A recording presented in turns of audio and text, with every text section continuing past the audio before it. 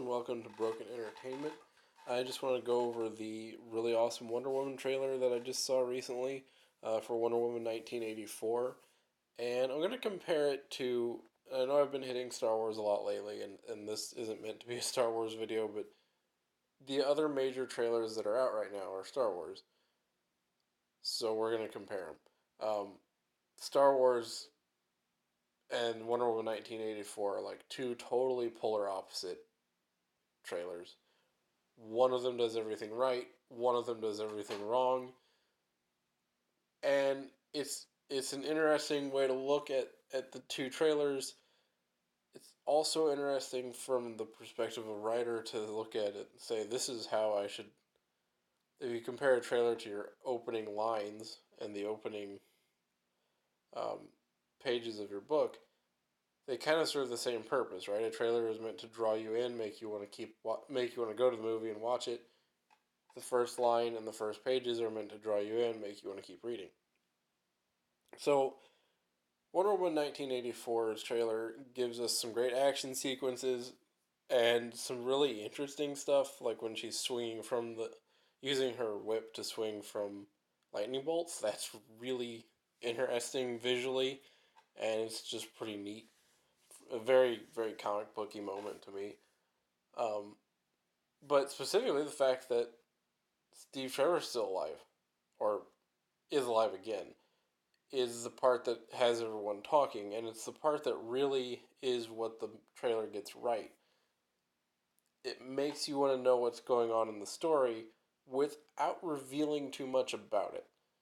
So you know something's going on with Steve Trevor. Somehow he's back. You don't know why. You don't know what's going on. And you get these hints that the villain is able to perhaps manipulate perception. Um, so you're kind of wondering what's real and what isn't in that. We also get a couple of jokes that are amusing. Um, but really, the fact that you don't know a lot about the villain, but you do know enough just from that brief trailer that you're like, oh, I wonder if he's manipulating Wonder Woman somehow or manipulating something else. You know, what's going on? Why is Steve Trevor back? What's up with the armor she puts on at one point because she's got the wings and everything, which makes me think maybe she doesn't know how to fly yet. Especially when you combine that with her swinging from the lightning bolts rather than flying. So there's a lot of development for two or three different characters going on there that you don't know enough of to spoil it for you, but you do know enough of that you want to go see it. And then the action scenes look great.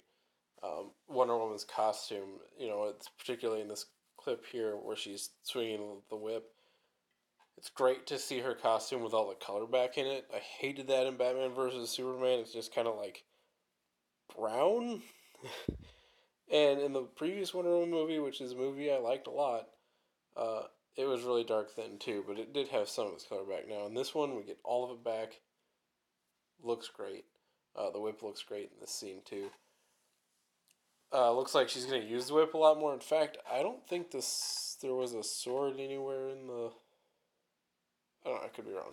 I don't know if there was a sword or not in the trailer. So if someone knows, let me know in the comments down below. But anyway, so it does all the things that you need to do as a writer with your book, and also for a movie trailer, because it engages you, it draws you in, it makes you ask questions, and to answer the questions, you got to go see the movie, or with the book, you got to keep reading. By comparison, we have the Star Wars trailers, which show us a lot of flash, a lot of fancy scenes. Um, and possibly the most interesting thing they did in the initial trailer that dropped, we had Palpatine's laugh at the end that made everyone go, "Wait, is the Emperor back?" But eh, that actually kind of pissed a lot of people off because it's like, okay, if the Emperor came back to life or didn't die, it kind of undermines the entire purpose of the original trilogy, and everything Anakin and Luke accomplished. So there's that. Also, outside of that, in the trailers and all the infinite series of dropped clips they keep giving us, you don't really get a sense for the movie.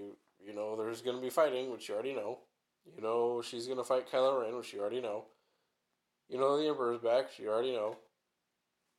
You know what's going on with the story. I don't know.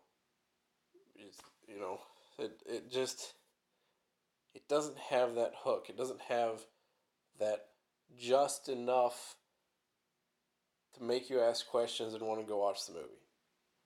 And it doesn't make anyone look particularly awesome either. I don't think.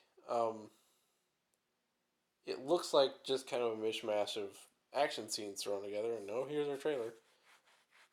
Um, and then by the time you add all the different clips they're dropping, it's revealing way too much of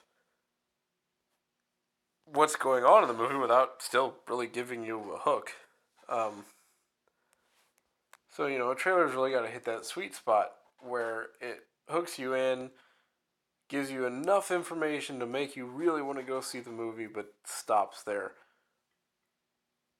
Trailers like Star Wars trailer are doing the opposite. It's too much, way too much, especially when they start throwing all these clips all over the place, basically confirming every leak there is.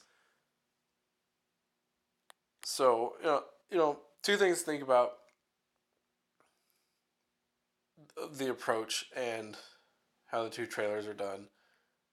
Both as a fan and if you're a writer, as a writer, because, you want to draw people into your book or your story, if it's a short story, whatever. Examples like Wonder Woman can really tell us a lot because you can break it down. You can say, okay, how do they hook someone in? What made me interested in going to see the movie? And how can I apply those lessons to my writing? There's this concept out there that the only way to get better at writing is to write a lot and read books all the time.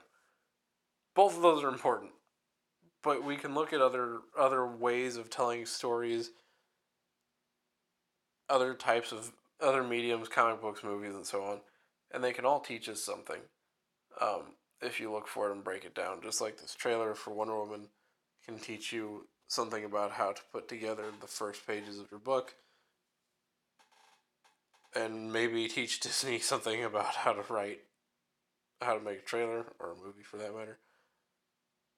So just something to keep in mind.